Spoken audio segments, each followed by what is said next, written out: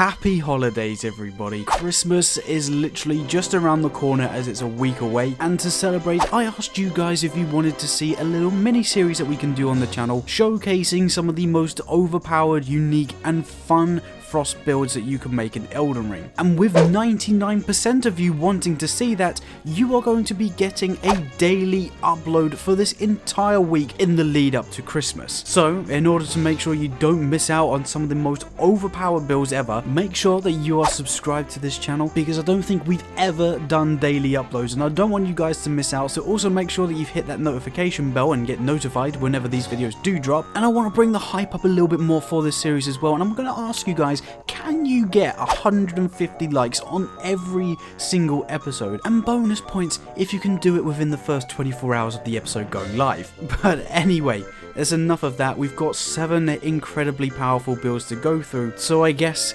let's start things off with a bang. Now again, also just to preface this sort of like mini series, the weapons and the builds are going to be slightly getting better as the days go on. However, it doesn't mean that this particular build is weak by any means of the word, because when used correctly, it is insanely overpowered. And that is because for the first video, we're going to be looking at the Frozen Needle. This is a weapon that I heavily overlooked, mainly because I don't think I've ever used a frosting weapon in my entire life, apart from possibly the Bolt of Grandsax. But for something that is so fragile and made of ice, it actually packs a huge punch. This weapon is located in the King's Realm ruins, which is to the west side of the Lake of Lernia, as if you're going up to Carrier Manor. And in these ruins is going to be a mini boss we have to defeat in order to get this Frozen Needle. This mini boss is hidden behind the illusionary staircase, and unfortunately is one of the most annoying, being a Royal Revenant. But with him being located in the Lake of Lernia, he's not the toughest of all Royal Revenants, but I would suggest you leveling up a little bit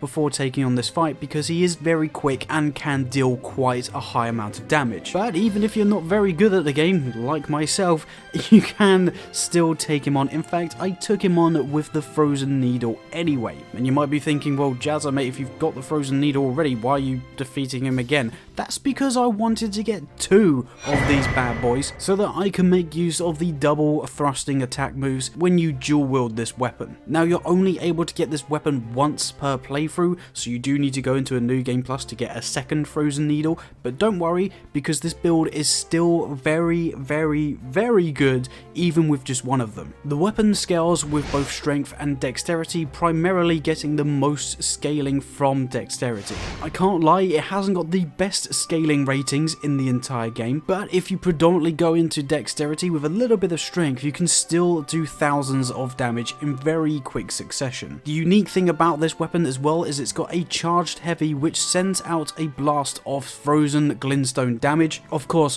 building up the frost damage as well. The base attack with the Frozen Needle also builds up the frost damage, so you're not just relying on the charged heavy to do the frost damage, the base weapon also freezes enemies, and that's why it's best to try and get 2 of these if you can, because they are very good at staggering enemies as well with both attacks. With the Frozen Needle in your hand, you can keep your enemies at range just by pretty much spamming the charged heavy attack to send out that wave of ice damage. But then if you also want to get up close and personal, again, these are very good at staggering enemies, somewhat stun locking them until they're dead. But if you want to break enemy stances even quicker, you can also make use of the Ash of War, the Impaling Thrust, which goes through shields, goes through armor, and deals a heavy amount of damage and poise damage, ultimately leading to them breaking their stance in about 2 or 3 hits of this Ash of War. This weapon offers all sorts of different variety to play the game, and actually took me by surprise as to how useful this weapon actually is in most combat situations. Obviously, with this weapon just primarily offering frost and nothing else,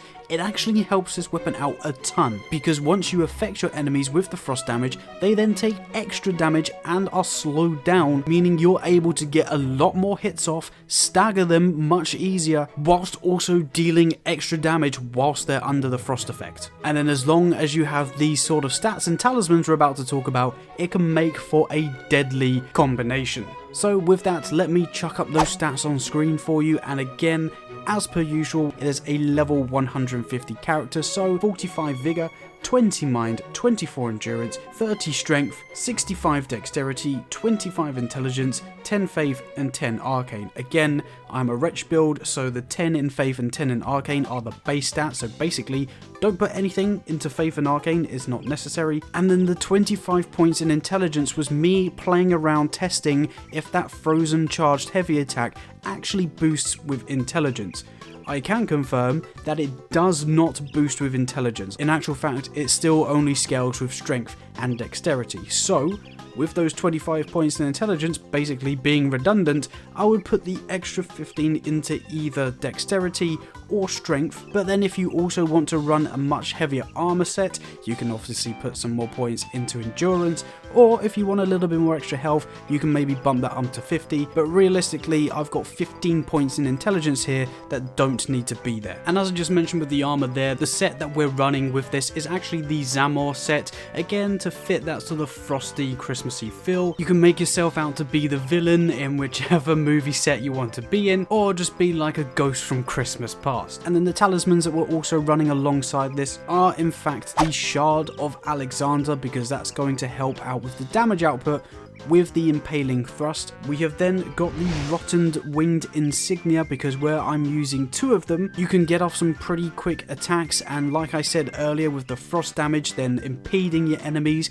and making them more vulnerable, you can make use of that and just wail on your enemies, doing hundreds and hundreds of damage with each attack, making a very, very potent DPS build. And then just to add to the carnage that we already had with that talisman, we can then put on Millicent's Prosthesis, again adding to the successive attacks, whilst also giving us a +5 in dexterity to just again boost the damage output with this weapon. And then because more often than not we're going to be up close and personal, there's every chance you're going to trade damage, so I would highly recommend putting on the Dragon Crest Great Shield, or whichever Dragon Crest shield that you have, as long as it's the best version that you possibly have. Make sure you've got that talisman on, as that will help boost your defense.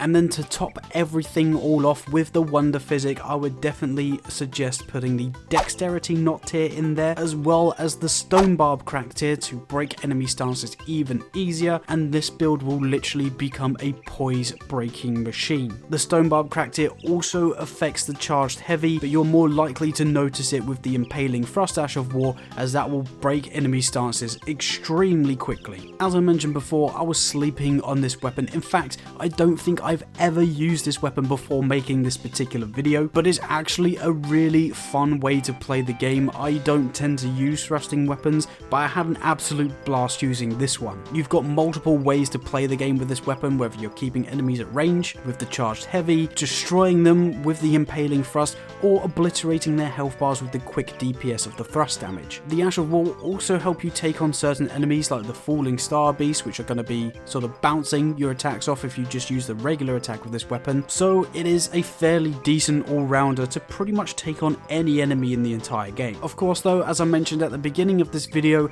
this is probably going to be the weakest build that we're going to be using, so bear that in mind. There's still many more builds to come that are also better than this, in my opinion of course, but this is still undoubtedly a very fun and unique build to use, and is a perfect starter for this series. But yeah, I think that's going to call it quits for the first episode here. Like I say, we've still got 6 more builds to discuss this week, so definitely make sure that you're staying tuned on the channel, because I don't think that we've ever done daily uploads ever on this channel, so we're definitely making history here on the channel, and I hope you guys enjoy all of these builds. Let me know if you're a fond user of Frost. I'm assuming you guys are, because like I said at the beginning, 99% of you wanted to see these kinds of videos, so if you are a fond user of Frost, let me know in the comments down below. But other than that, I hope I can help with the lead up on Christmas and give you some ideas to play Elden Ring once again, get back into the mood and the swing of things, because you never know, we might be getting some DLC early next year. As I'm recording this and doing this voiceover, less than 24 hours ago there's a leak going around showing that we might be getting the DLC in February 2024. So also let me know in the comments if you think we're going to be getting the DLC next year. But yeah, I'm going to call it quits there before I ramble on too much as per usual. So thank you again so much for watching. I hope you're having an amazing day, and I guess I'll catch you tomorrow for the next video of this little mini series. Bye bye.